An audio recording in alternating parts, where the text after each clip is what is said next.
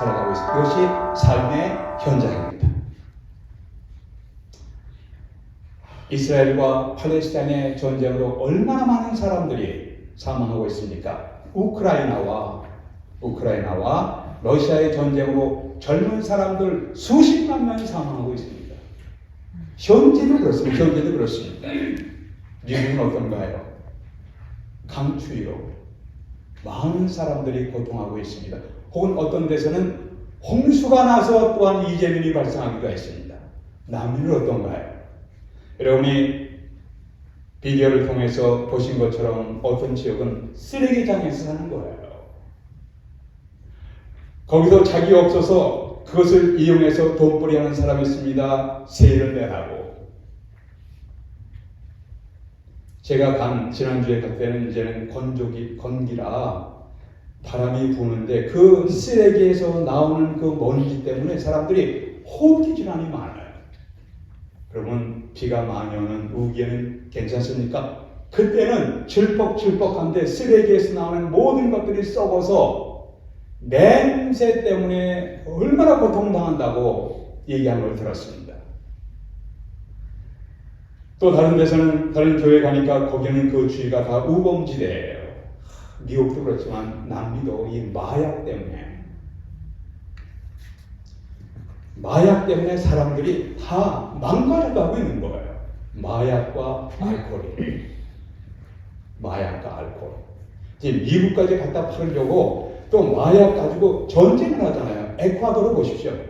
마약 때문에 마약 카르텔과 정부 간이 뭐예요? 총을 쏘면서 심각한 아픔을 겪고 있는 이것이 현실이에요.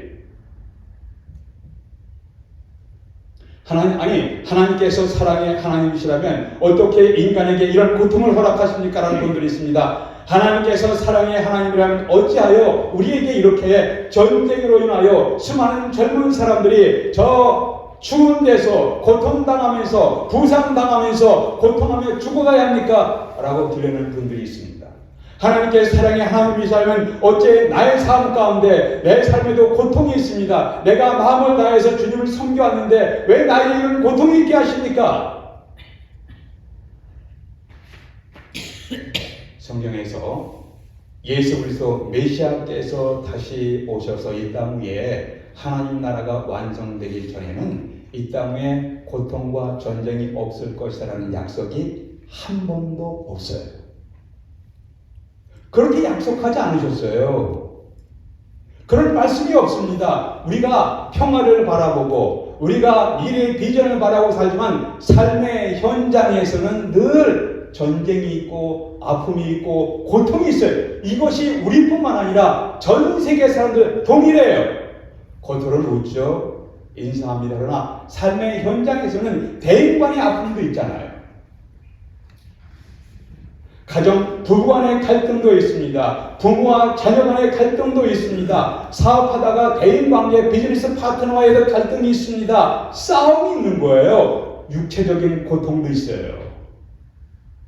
육체적으로 아픔이 있잖아요. 또 내가 새 하늘과 새 땅을 보니 처음 하늘과 처음 땅이 없어졌고 바다도 다시 있지 않더라. 또 내가 봄에 여러분 요한계시록에는 내가 봤다는 말이 반복해서 나와요. When I saw 내가 봤어요. 그 다음에 When I heard 들었다. 봤다 들었다가 반복돼서 나와요. 사도 요한이 비몽사몽간에 본 것이 아니에요. 분명하게 본 거예요. 분명하게 들은 거예요. 여러분 요한계시록보다 그런 표현이 반복돼요. 내가 보았다. 내가 들었다. 이거는 확실한 거예요. 근데 비전 가운데 이제 새하늘과 새 땅을 비전을 보다가 3절에 보니까 4절에 보니까 이런 말씀이 있습니다. 모든 눈물을 그 눈에서 씻기심에 다시는 사망이 없고 애통하는 것이나 곡하는 것이나 그 다음에 뭐예요? 아픈 것이 다시 있지 아니하리니. 지금 아프다고 너무 실망하지 마세요. 낙망하지 마세요. 그렇다고 아프다고 그러면 어떻게 삽니까? 여러분 아파도 살아야 돼요. 이 땅에서 내가 할 일이 있어요. 하나님께서 나를 천국으로 데려가시기 전까지, 예수께서 재림하시기 전까지 이 땅에서 해야 할 일이 있습니다. 권사님 악착같이 사세요. 이 땅에서 나는 뭐 다 나이도 들고 힘도 없는데요, 돈도 없는데요. 위대한 일을 할 수가 있습니다. 자손들을 위해서 기도의 씨를 뿌리세요. 위대한 일이에요. 그 사람의 일생을 바꾸는 거예요. 기도한다고 뭐가 달라집니까? 좀 이따 말씀이 나와요. 기도했기 때문에 상황이 바뀐 예가 있습니다. 아멘. 미리 말씀드리면 예를 들어서 베드로예요. 내가 이 땅을 떠날 것이다 라고 하니까 베드로가 내가 목숨을 버릴지언정 주님을 결코 부인하지 않겠습니다. 근데 베드로가 뭐 했습니까? 3번이나 부인했어요. 근데 중요한 것은 3번이나 부인하고 베드로가 회개하고 돌아왔습니다. 그 전에 누가복음 20장에 이런 말씀이 있습니다. 베드로야, 시몬아, 내가 너의 믿음 떨어지지 않기를 위해서 기도하고 있노라. 예수님이 시몬 베드로를 위해서 기도했기 때문에 베드로가 자기의 잘못을 깨닫고 죄를 회개하며 주님께 돌아왔어요. 기도의 씨를 뿌렸기 때문에 돌아온 거예요. 현재 목사님 내가 기도했는데 아무런 일도 일어나지 않습니다. 효용이 없어요. 아니에요. 기도의 씨를 뿌린 것이에요. 그 열매를 맺게 하시는 분은 하나님이십니다. 그래서 일단 내가 오늘 말씀 보니까 예수님께서 오병이어의 기적을 일으키신 다음에 제자들을 보내셨어요. 벳사다로 건너가라. 근데 문제는 뭐냐면은 예수님의 말씀에 순종하여 벳사다로 건너가는 중간에 제자들이 큰 어려움을 당해요. 어떤 어려움을 당하느냐면은 고난의 바람과 파도를 만나게 되는 것을 보게 됩니다. 여기 이제 45절에 보니까 예수께서 재촉하셨습니다. 배 타고 벳사다로 가게 하셨어요. 그런데 갈릴리 바다 반대편으로 가라고 하셨을 때 제자들이 순종해서 떠났습니다. 그런데 바다 한가운데 가니까 바람이 불었습니다. 파도가 쳤어요. 예상치 못한 바람과 파도가 종종 일어나는 장소가 갈릴리 바다예요. 세찬 바람으로 인해서 안전하게 육지까지 도착할 수가 없었습니다. 애썼습니다. 힘들었습니다. 이때 제자들이 이렇게 얘기할 수가 있습니다. 하나님, 예수님, 주님, 우리로 하여금 재촉해서 이 갈릴리 바다를 건너서 벳사다로 가게 하셨는데 왜 우리만 남겨두셨습니까? 이게 뭡니까? 우리가 예수 그리스도의 말씀에 순종해서 배를 타고 가는데 우리가 위기를 만났습니다. 우리가 고난을 당했습니다. 우리가 힘써 애써 괴롭게 노력했는데 일이 안 되는 거예요. 주님, 이게 뭡니까? 내가 오늘 삶의 현장에서 우리의 삶 가운데서 신실하게 주님을 섬겨왔습니다. 근데 내 인생이 왜 이 모양으로 풀립니까? 내가 마음을 다해서 주님을 섬겨왔습니다. 그러면 물론 나도 실수를 하지만 그러나 내가 성의껏 주님을 섬기려고 섬겼는데 왜 나에게, 나의 가정에, 나의 사업에, 나의 개인 관계에, 나의 가족 관계에, 나의 몸의 질병 가운데 왜 이런 일을 나에게 당하게 하십니까?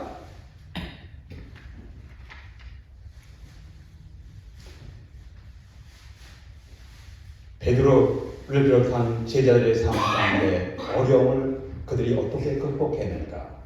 그것을 통해서 오늘 우리도 인생의 바다 가운데 때로는 파도가 있습니다. 바람이 불어올 때 우리가 어떻게 살아야 할 것인가? 오늘 말씀에 나타난 교훈을 함께 나누겠습니다. 2가지를 나누겠습니다. 첫 번째는 풍랑 속에 있는 우리의 인생을 보시며 우리를 위해서 기도하시는 주님의 것을 기억하십시오. 여러분과 제가 풍랑 속에 있는 인생이에요. 풍랑 속에 있는 우리의 인생을 보세요. 보시고 우리를 위해서 기도하시는 주님이 있다는 사실을 기억하십시오. 48절 보세요. 제자들이 힘겹게 놓아졌는 것을 뭐 하셨어요? 보시고. 그 보시고라는 단어를 주목하세요. 주님은 보시는 분이세요. 근데 무엇을 보시냐면 제자들이 괴롭게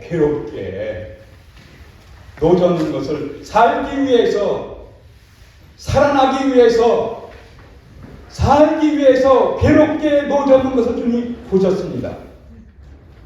여러분과 제가 애써서 살려고 노력하는 모습을 주님이 보여요. 보세요. 나의 아픔, 나의 갈등, 나의 고통 잘 당한다, 시원하다 그런 분이 아니세요. 제자들이 바닷 가운데서 괴롭게 노를 젓는 것을 보고 주님이 너네들 한번 당해봐. 나 없이 그게 잘 될 것 같아? 그런 분이 아니세요. 주님께서 보셨다는 것은 자세히 보신 거예요. 그 속을 보십니다.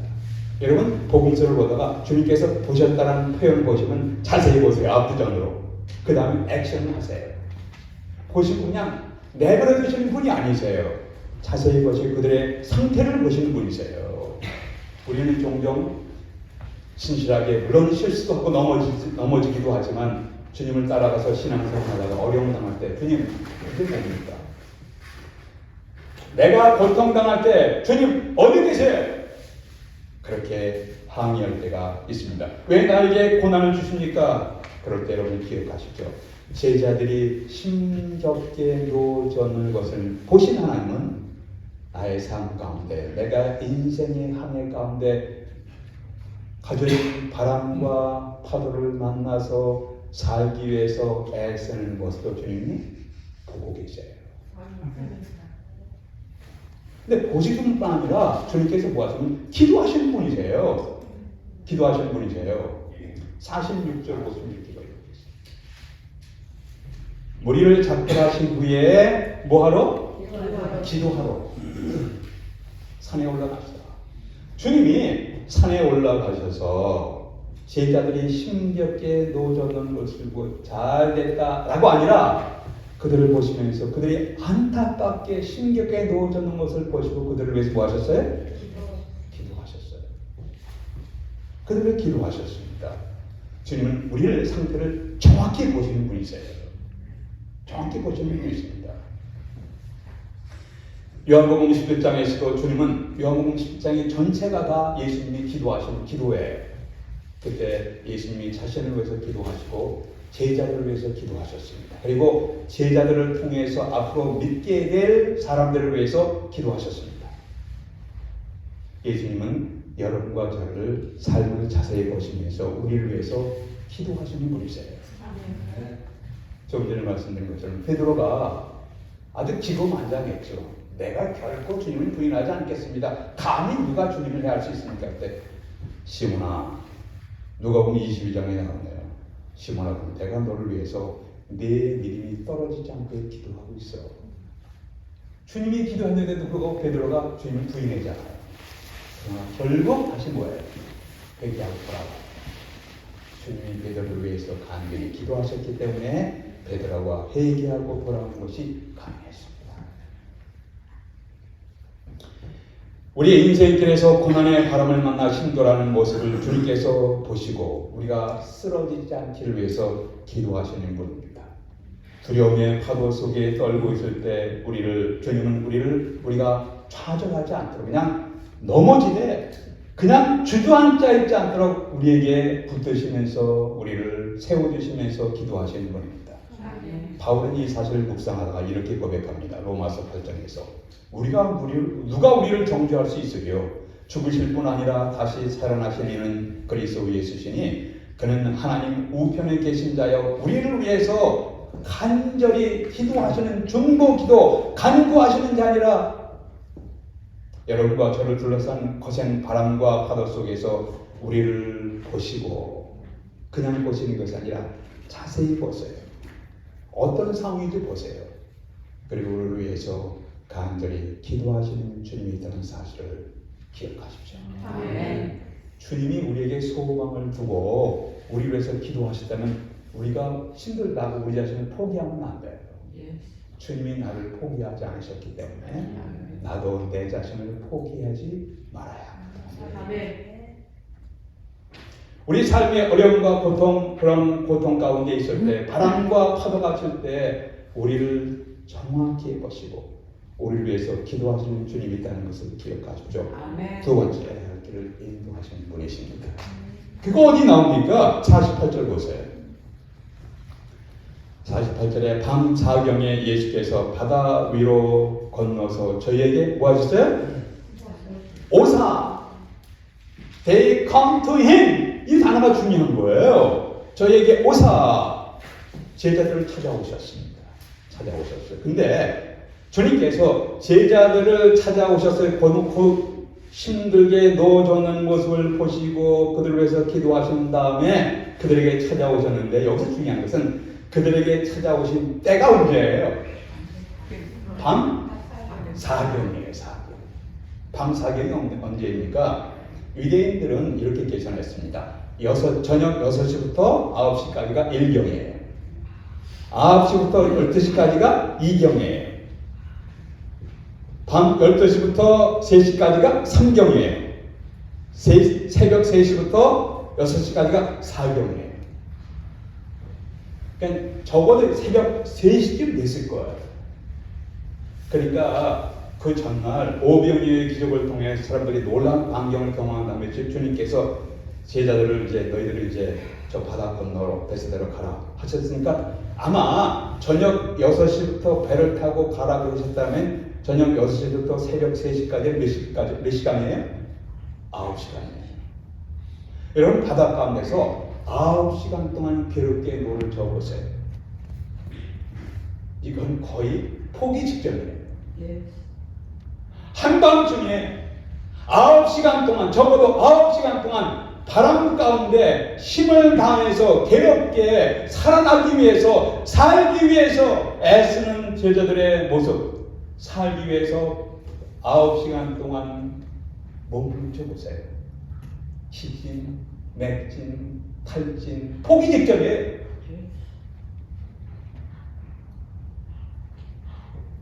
이제는 지치고 피곤해서 자신들이 이대로는 살아날 수 있을지 의심하게 되었어요. 바로 그때 주님께서 이들에게 나타나셨습니다. 제자들이 큰 바람과 파도로 인하여 고통당하는 것을 보신 주님, 기도하신 주님. 근데 주님 왜 빨리 좀 안 오셨어요? 왜 4경까지 기다리십니까? 1경에 조금 일찍 오셨으면 얼마나 좋았어요. 왜 늦게 오셨을까요? I don't know. 그건 몰라요. 근데 약간 주님께 왜 늦게 오셨는가 짐작할 수 있는 말씀이 성경에 조금은 있어요.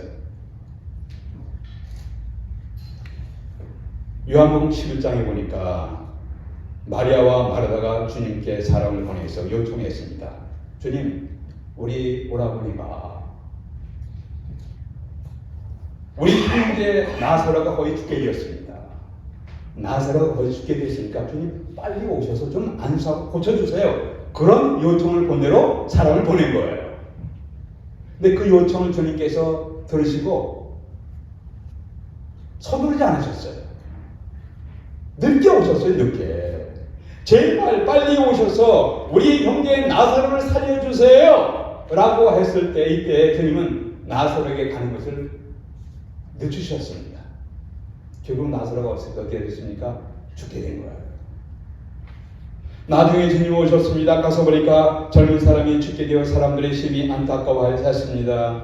통곡하는 것을 보았습니다. 주님도 민망히 여기서 눈물을 흘렸습니다. 그런 다음에 주님께서 나사로의 문 앞에서 나사로야 나오너라. 나사로가 나오게 된 거예요. 살아나오게 됐습니다.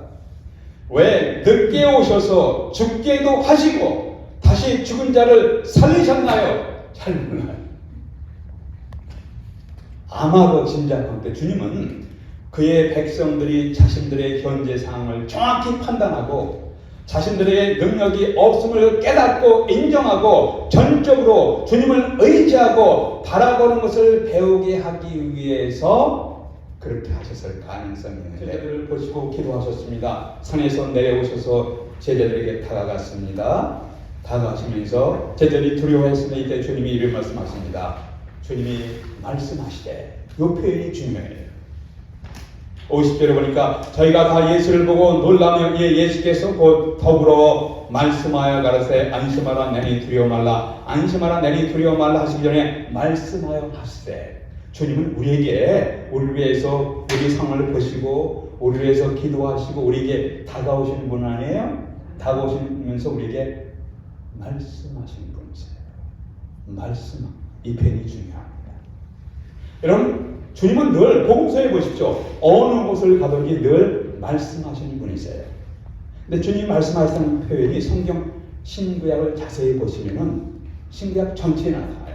창세기 1장에서 하나님이 말씀하시되 빛이 있으라 하시니 빛이 있었어요. 하나님이 말씀하시되 God said, 이런 표현이 반복되잖아요. 창세기 1장에서 하나님은 말씀하시는 분이세요. God is speaking. 늘 말씀하세요.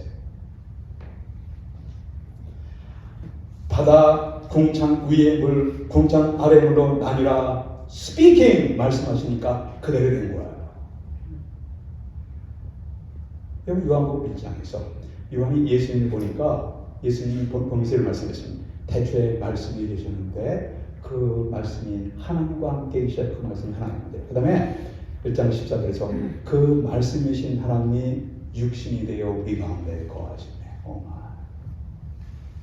천지를 창조하신 하나님의 말씀이, 그 표현은 그 말씀이 인간이 되셨다는 거예요.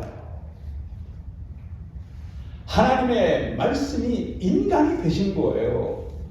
말씀이 육신이 되어 우리 가운데 거하시네. 우리가 그분의 영광을 보니까 아버지 독생자의 영광이요 은혜와 진리가 충만하더라.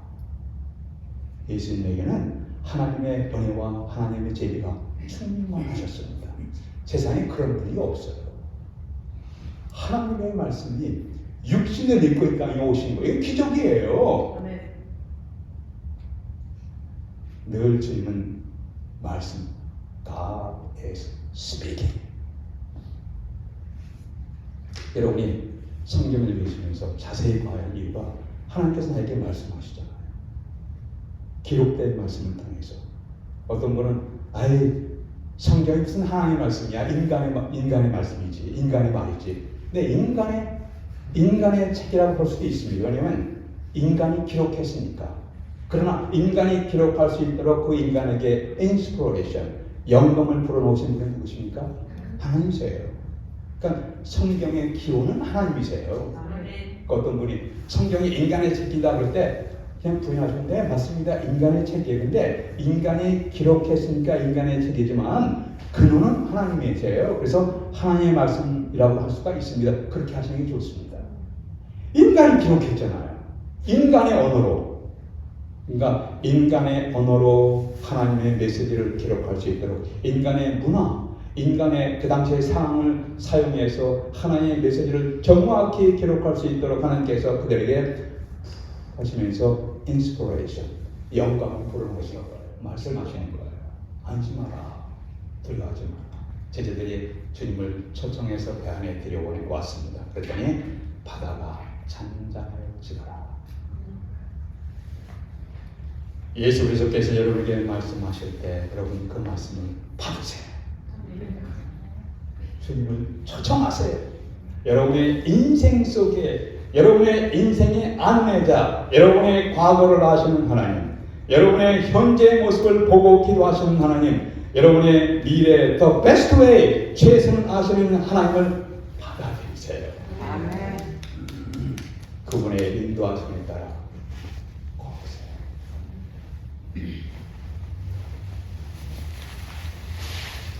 오늘 말씀을 정리하시면서 아메리칸 인디언들에게 나타난 이야기를 하면서 좀 말씀을 정리하도록 하겠습니다.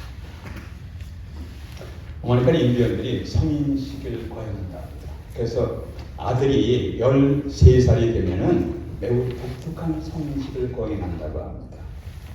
아들이 13살 접근하면 우선 아들에게 뭐냐면 사냥하는 것을 먹고 13살 생일날이 되면 어둑어둑한 저녁에 13살 생일날 어둑어둑한 저녁에 아버지가 아들을 데리고 나가는 거예요. 어디로 가냐면 산속으로 가요. 산속으로 산에 닿았을 때 눈을 가려요. 산속의 가운데 아들을 세웁니다. 아들아, 잠시 후에 이 눈안대를 좀 풀어버려요. 그래서 아들이 잠시 후에 아버지가 이제 떠난 다음에 눈안대를 피면 산속에 깜깜한 밤중에 혼자 있는 거예요. 혼자서 아들에게 담력을 키우기 위해서 인생을 살아갈 때 얼마나 많은 아픔과 고난이 있습니까? 그래도 움직이지 아니하고 흔들리지 아니하고 담력 있게 살아가기 위해서 담력을 키우기 위해서 13살 먹은 아들을 한밤중에 숲속에 놔둔 거예요. 한밤중에 나무가지가 부딪히면 아들이 두려워 떨었습니다. 혹시 짐승이 공격하는 거 아닌가? 짐승 소리가 들으면 그 짐승이 나를 공격하는 거 아닌가? 두려워서 떨면서 밤새도록 두려워 떨면서 이 13살 먹은 아들은 고통하면서 한밤중을 지새면서 담력을 키우기 위해 노력하는 중이에요. 새벽이 돼서 빛이 밝아오니까 사물이 보이기 시작했습니다. 꽃이 보입니다. 나무가 보입니다. 나무잎이 보입니다. 이렇게 보다가 아들이 이렇게 보니까 깜짝 놀라는 게 보여요. 웬 사람이 저기 서 있는 거예요. 그 사람은 활과 화살을 가지고 저만큼 서 있었습니다. 자세히 보니까 그가 누구입니까? 아버지예요. 아들은 나 혼자라고 생각했지만 아버지가 있었어요. 짐승이 덤비면 화살로 쏠기 위해서, 아들을 보호하기 위해서.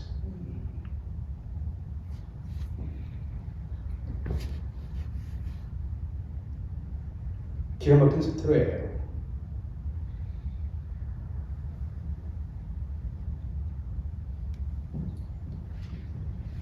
여러분도 그렇고 저도 그렇고 여기서 저보다 연사 더 많이 되신 분들도 그렇고 적으신 분들 있지만 우리가 살아면서 얼마나 힘들고 믿었습니까? 여러분 나 혼자 그래요. Nobody cares for me. 그런 분위기를 들어야 있어요. 내 곁에 아무도 없어. 그러나 그때 하나님 우리를 지켜보십니다. 기도하십니다. God is speaking. 말씀하신 분이세요. 우리가 가야 할 길을 안내하신 분이세요. 아들은 혼자가 아니에요. 밤새도록 아버지가 지켜보고 있었습니다. 우리도 혼자가 아니에요. 하나님 아버지께서 우리를 지켜보고 계십니다. 기도하겠습니다.